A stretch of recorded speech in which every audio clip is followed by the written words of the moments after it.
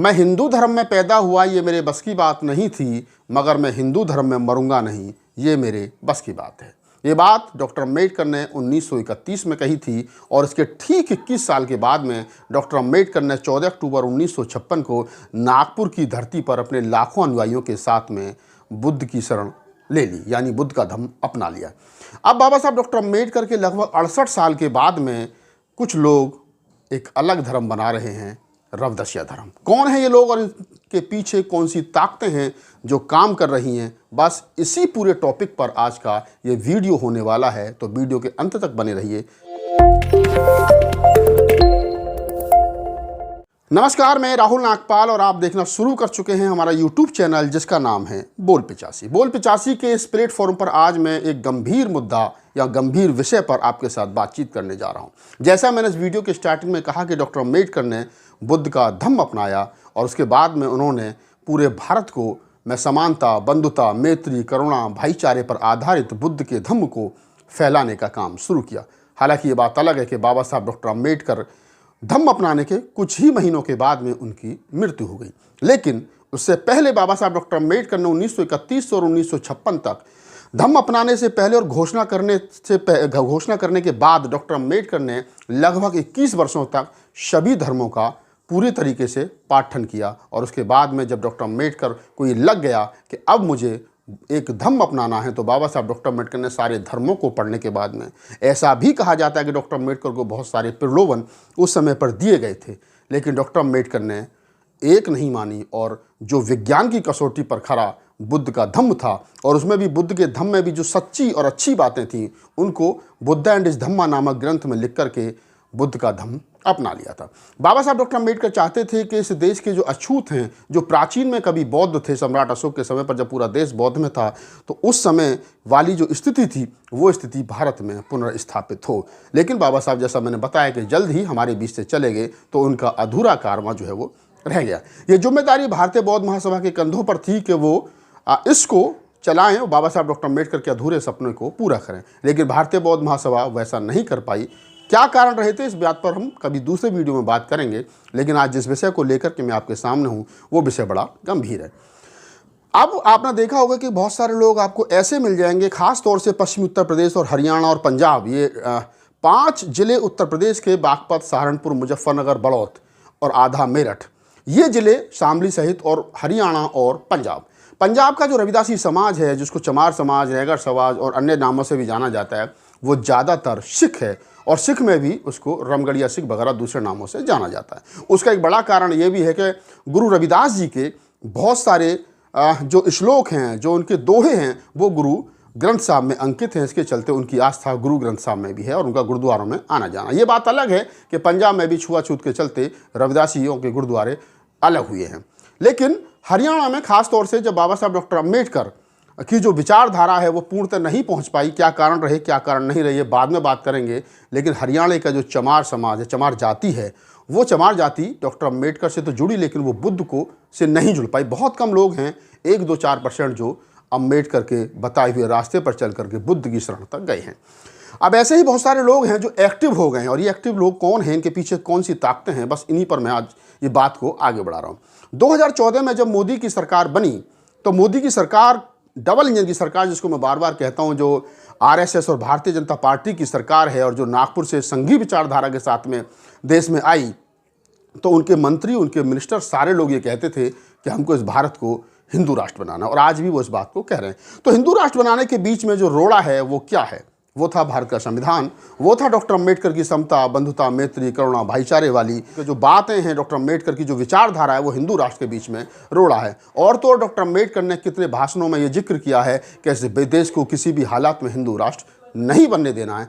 तो ये जो विचार है, ये हिंदू राष्ट्र बनने के बीच में रोड़ा है, और डॉक्टर अम्बेडकर के वो अनुयायी जो डॉक्टर अम्बेडकर के रास्ते पर चलते हुए बुद्ध के धम्म को जो है वो मजबूत करने पर लगे, तो बुद्ध का धम्म जो है वो भी कहीं ना कहीं हिंदू राष्ट्र के बीच में रोड़ा है। ये बात अलग है, जो लोग भारत के अंदर हिंदू राष्ट्र बनाने की बात कर रहे हैं, वही लोग विदेश में जाकर के कहते हैं कि हम बुद्ध की धरती से आए हैं, लेकिन भारत में उन्होंने बुद्ध के खिलाफ युद्ध छेड़ रखा है। अब मैं आता हूँ मुद्दे की बात पर। तो फिर ये कौन से लोग हैं जो आरएसएस और बीजेपी के हाथों में खेल करके डॉक्टर अम्बेडकर के भारत बुद्धमय के सपने को कमजोर करना चाहते हैं? मैंने जैसा बताया कि 2014 में जब नरेंद्र मोदी की सरकार बनी तो उनका एक सपना था कि भारत को बौद्ध में बनाया जाए। तो आपने देखा होगा कि डॉक्टर अम्बेडकर की मूर्तियों को भगवा कर दिया गया। उत्तर प्रदेश के अंदर डॉक्टर अम्बेडकर के नाम के आगे रामजी राम जो है वो लगा दिया गया। ये भी किसी से ढका और छुपा नहीं है। यानी डॉक्टर अम्बेडकर का जिस प्रकार से हिंदुईकरण करने की कोशिश की गई, बहुत सारे नकली बौद्ध भिक्षु बनाए गए और आज भी वो बौद्ध भिक्षु समाज में काम कर रहे हैं। तो ये आरएसएस के इशारे पर एक बड़ा षड्यंत्र है, इनको फाइनेंस आरएसएस कर रही है। 2014 के बाद में 2015 और 16 में दिल्ली और दिल्ली के आसपास छोटी छोटी जनसभाएं रविदास मंदिरों में होने लगी, जिनमें यह कहा गया कि हमको रविदासिया धर्म बनाना है। कौन थे ये लोग और कौन है इनके पीछे? जैसा मैंने बताया कि आरएसएस और बीजेपी का सपना भारत को हिंदू राष्ट्र बनाना है, और उनके हिंदू राष्ट्र के बीच में अगर सबसे बड़ा कोई रोड़ा है तो वो डॉक्टर अम्बेडकर और बुद्ध है। कबीर का विचार है, नानक का विचार है, रैदास का विचार है। लेकिन रैदास का जिस प्रकार से हिंदुईकरण किया है वो भी किसी से ढका छुपा नहीं है। आपको पता चल जाएगा कि देश के अंदर सबसे बड़ी जाति चमार जाति, और चमार जाति के कुल गुरु जिनको रविदास भी कहा जाता है। और रविदास के मंदिरों में जब हम जाते हैं तो हमको देखने को मिलता है कि तमाम देवी देवता सारे मंदिरों में बैठे। रविदास जी की झांकियों में सारे हिंदू देवी देवताओं की झांकियां शामिल होती हैं, और वही पूजा पाठ और वही हवन जो हिंदू धर्म में है वही रविदास पंथ में भी आज की तारीख में मौजूद है। तो क्यों ना फिर आरएसएस और बीजेपी ने रविदास समाज में से ही, चमार समाज में से, और खासतौर से हरियाणा और पश्चिमी उत्तर प्रदेश की बेल्ट में से कुछ लोगों को तैयार किया और उनके पीछे ताकत लगाई और उनसे कहा कि आप मांग करिए, रविदासी धर्म बनाना है और रविदासी धर्म अलग होना चाहिए। क्योंकि डॉक्टर अम्बेडकर का, बुद्ध का जो सपना है वो टूटे और भारत को हिंदू राष्ट्र बनाने में आसानी हो सके। आज भी आप गांव देहात में जाएंगे तो आपको रविदास जी के मंदिरों में जो चमार बेल्ट है, जो हरियाणा की बेल्ट है, जो पश्चिमी उत्तर प्रदेश की बेल्ट है, जिसको मैं चमार इसलिए कह रहा हूँ कि चमार वो दिल्ली के अंदर भी आने के बाद में उन्होंने अपने नाम को यहाँ पर भी उन्होंने विशेष, जब 2004 और 5 में दिल्ली की सरकार ने कहा था कि नहीं जाटव जाति का ही प्रमाण पत्र मिलेगा, तो उन्होंने कहा कि नहीं, हमको चमार जाति का ही प्रमाण पत्र चाहिए। तो इसलिए मैं उनको बार बार चमार शब्द से ही उनको सूचित कर रहा हूँ या उनको बार बार उनका नाम लेने की कोशिश कर रहा हूँ। तो ऐसे लोग छांटे गए और छांटने के बाद में उनसे रविदासी धर्म की मांग की गई। रविदासी धर्म की मांग के बाद साथ साथ जब ये बात आगे बढ़ी तो 2016 में दिल्ली के अंदर एक प्रेस कॉन्फ्रेंस हुई थी कनॉट प्लेस में, जिसमें रविदासी समाज के पंजाब और हरियाणा के कई साधुओं ने हिस्सा लिया था और उन्होंने पहली बार ये मांग की थी कि हमको रविदासिया धर्म अलग बनाना है। उसके बाद में फरवरी 2017 में उत्तराखंड के हरिद्वार में एक बड़ी जनसभा हुई थी। राहुल भारती और तमाम लोगों ने उसमें की थी। विशेष रवि जो सांसद हैं, पूर्व सांसद हैं, वो उसके मुख्य अतिथि थे। मैं भी उस जनसभा में था, मेरे साथ AR जोशी और तमाम साथी थे। उन्होंने वहाँ पर यह घोषणा की कि हमको रविदासी धर्म बनाना है और 20,000 से ज़्यादा लोग उसमें थे और उन्होंने हाथ खड़ा करके उनसे कहा कि हमको रविदासी धर्म की मांग करनी है। पिछले दिनों हरियाणा में ही कई जनसभाएं छोटी छोटी हुई थी और दिल्ली में भी कई जनसभाओं में ये कहा गया कि हमको रविदासी धर्म बनाना है। 2023 में 3 अप्रैल 2023 को दिल्ली के तालकटोरा स्टेडियम में चमार अधिवेशन हुआ, जो चमार समाज के लोगों ने बुलाया था। चमार संघ के अध्यक्ष उसमें थे और डॉक्टर अम्बेडकर की मूर्ति जब मंच पर नहीं लगाई गई थी तो उसमें विवाद हुआ था और उन्होंने कहा था कि चमारों का अधिवेशन है, डॉक्टर अम्बेडकर की मूर्ति नहीं लगाई जाएगी, छायाचित्र नहीं लगाया जाएगा। तो आप समझ सकते हैं कि ये प्रक्रिया कहाँ से चली और कहाँ तक जा रही है। 2018 की एक घटना मुझे याद आती है। मैं उत्तर प्रदेश भवन में था, मेरे साथ उत्तर प्रदेश के पूर्व मंत्री दद्दू प्रसाद जी थे और एक प्रोफेसर साहब वहाँ मनोज दहिया थे, जो दिल्ली यूनिवर्सिटी में पढ़ाते थे। उन्होंने एक बात वहाँ पर कही थी कि डॉक्टर अम्बेडकर ने 2 गलतियाँ की। पहली गलती, उन्होंने बौद्ध धर्म अपनाया और दूसरी गलती, उन्होंने एक ब्राह्मणी से शादी की। मुझे हंसी आई। मैंने उनसे कहा था कि डॉक्टर साहब, उन्होंने एक गलती और भी की कि आप जैसे लोगों को पढ़ने का अवसर दिया तो आप जैसे लोग पढ़ लिख करके डॉक्टर अम्बेडकर में कमियां निकाल रहे हैं। तो आप समझ सकते हैं कि ये रविदासी धर्म बनाने वाले कौन लोग हैं। हाल ही में मुझे एक प्रोफेसर साहब मिले थे कुछ दिन पहले, 4-5 दिन पहले। उन्होंने कहा कि हमारा एजेंडा तो फाइनल हो गया, लेकिन हमारा झंडा अभी हम तय नहीं कर पा रहे हैं कि रविदासी धर्म का झंडा कौन होना चाहिए। हमने कहा उनसे कि आपको रविदासी धर्म बनाने की आखिरकार ज़रूरत क्यों पड़ गई है। उन्होंने कहा कि नहीं, हमको अपना धर्म अलग चलाना है और हम हरियाणा में सारे रविदास मंदिरों को एक कर रहे हैं और उसके बाद में हम रविदास धर्म की घोषणा करेंगे और उसका उद्देश्य क्या होगा वो हम सब बताएंगे। तो आप समझ सकते हैं।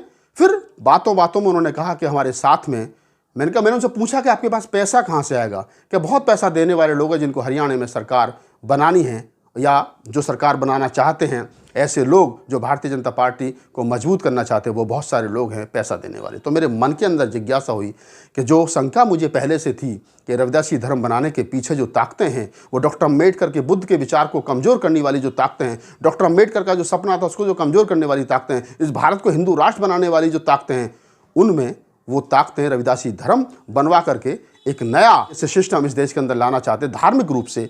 अब आप समझ सकते हैं कि इनके पीछे कौन सी ताकतें हैं। मैं कुछ बातें और आप लोगों के साथ साझा कर लेता हूँ। बाबा साहब डॉक्टर अम्बेडकर जब दिल्ली में आए थे 1942 के बाद में उनका लगातार आना जाना रहा। जब वो पहली बार नई दिल्ली रेलवे स्टेशन पर उतरे तो बाहर जब वो आए तो वहाँ पर एक जूते वाले किशन सिंह जी की दुकान हुआ करती थी। वहाँ रविदास जी की मूर्ति लगी थी और बाबा साहब डॉक्टर अम्बेडकर वहाँ गए। बाबा साहब ने उनसे अपने जूते पॉलिश कराए और बाबा साहब ने उनसे पूछा कि आपने चित्र किन का लगा रखा है। किशन सिंह जी ने कहा था कि हमारे गुरु रविदास जी हैं, हमारे समाज के हैं और ये हमारे बड़े पूजनीय हैं। जब बाबा साहब डॉक्टर अम्बेडकर की उनके साथ में बातचीत हुई तो बाबा साहब ने कहा कि मैं तो आपसे पूछ रहा था कि आपने फ़ोटो लगा रखी है, आप इनको जानते भी हो या नहीं। कुल मिलाकर के बाबा साहब डॉक्टर अम्बेडकर दिल्ली में आते जाते रहे, चाहे तो 15 जनपद हो, 26 अलीपुर हो, जहाँ बाबा साहब रहते थे। उसके बाद में जो गुरु रविदास जन्मोत्सव कमेटी करोलबाग की थी, वहाँ पर बाबा साहब डॉक्टर अम्बेडकर का आना जाना रहा। बेशक बाबा साहब डॉक्टर अम्बेडकर गुरु रविदास कमेटी जन्मोत्सव कमेटी के कभी अध्यक्ष नहीं रहे, लेकिन संरक्षक के रूप में वो हमेशा उस कमेटी के साथ बने रहे। मैंने वहाँ के लोगों से भी बातचीत की, एक वीडियो पढ़ा है उनका मैंने इंटरव्यू भी किया कि बाबा साहब डॉक्टर अम्बेडकर रविदास जयंती के अगले दिन जब वहाँ आम जनसभा को आयोजित होती थी जन उत्सव के बारे में राय मशवरा के लिए, तो बाबा साहब डॉक्टर अम्बेडकर उसकी अध्यक्षता करते थे। और बाबा साहब डॉक्टर अम्बेडकर अध्यक्षीय भाषण में कहते थे कि संत रविदास जी पर तो बहुत सारे लोगों ने अपनी अपनी बात कह दी है, लेकिन मैं समाज के उत्थान पर अपनी बात कहना चाहता हूँ। तो बाबा साहब समाज को आगे कैसे बढ़ाया जाए इस पर बात करते थे। बाबा साहब डॉक्टर अम्बेडकर का रविदास जी के प्रति ये इतना आस्था और श्रद्धा थी कि बाबा साहब डॉक्टर अम्बेडकर ने अपने खुद के पैसों से जो 4,500 रुपये से ज़मीन रानी झांसी रोड पर खरीदी थी, उस बिल्डिंग का नाम डॉक्टर अम्बेडकर बाबा साहब जो हैं वो संत रविदास भवन रखना चाहते थे। लेकिन उस समय संत रविदास जन्मोत्सव कमेटी के लोगों ने कहा कि बाबा साहब संत रविदास जी के नाम से तो करोलबाग में एक बहुत बड़ा मंदिर है, सब कुछ है, हम चाहते हैं कि इस बिल्डिंग का नाम जो है वो बाबा साहब डॉक्टर भीमराव अम्बेडकर भवन रखा जाना चाहिए। उसके बाद में उस बिल्डिंग का नाम बाबा साहब डॉक्टर भीमराव अम्बेडकर भवन रखा गया। 56 में जब बाबा साहब की डेथ हो गई तो गुरु रविदास कमेटी के जन्मोत्सव कमेटी के जो लोग थे उन्होंने बाबा साहब डॉक्टर अम्बेडकर के पार्थिव शरीर को 26 अलीपुर से ले जा करके और इंदिरा गांधी एयरपोर्ट, जो समय पालम या अन्य किसी नाम से जाना जाता था, उस एयरपोर्ट तक जो गाड़ी की साज सज्जा, फूल और पूरा जो जलूस निकाला गया था बाबा साहब के मृत शरीर के साथ में, जो लाखों लोग चल रहे थे, उस में जो खर्चा आया था उस समय वो 392 रुपये 14 पैसे आया था, जो गुरु रविदास कमेटी के लोगों ने खर्च किया था। मेरी ये बातचीत पिछले साल बुलाकी जी से हुई थी, जिन्होंने पूरे दस्तावेज मुझे दिखाए थे। ये वीडियो मैं इसलिए भी बना रहा हूँ ताकि आम लोगों को ये पता चल सके कि देश के अंदर षड्यंत्र कैसे चल रहा है, किस प्रकार से हमारे ही लोगों को आगे ला करके बीजेपी और आरएसएस बाबा साहब डॉक्टर अम्बेडकर के मूवमेंट को कमज़ोर कर देना चाहती है। और तो और अब वो रविदासी धर्म या अन्य कोई इस प्रकार का धर्म बना करके बाबा साहब डॉक्टर अम्बेडकर के धार्मिक आंदोलन को कमज़ोर कर देना चाहती है। मैं तमाम लोगों को एक बात यहाँ और भी बता दूँ कि ये भी हो सकता है कि निकट भविष्य में या जल्द ही आपको इस प्रकार की जो बात मैंने बताई है, आज आपको शायद समझेगा ये राहुल जी क्या करें, लेकिन निकट भविष्य में आपको रविदासिया धर्म या रविदास जी के नाम से कोई इस प्रकार का संगठन मिलने को सुनने को मिल जाएगा, जो हिंदू धर्म को कहीं ना कहीं मजबूत करेगा। इस पूरी बातचीत के बारे में आपकी क्या प्रतिक्रिया हमें कमेंट सेक्शन में बताइए और मुझे दीजिए इजाज़त। धन्यवाद।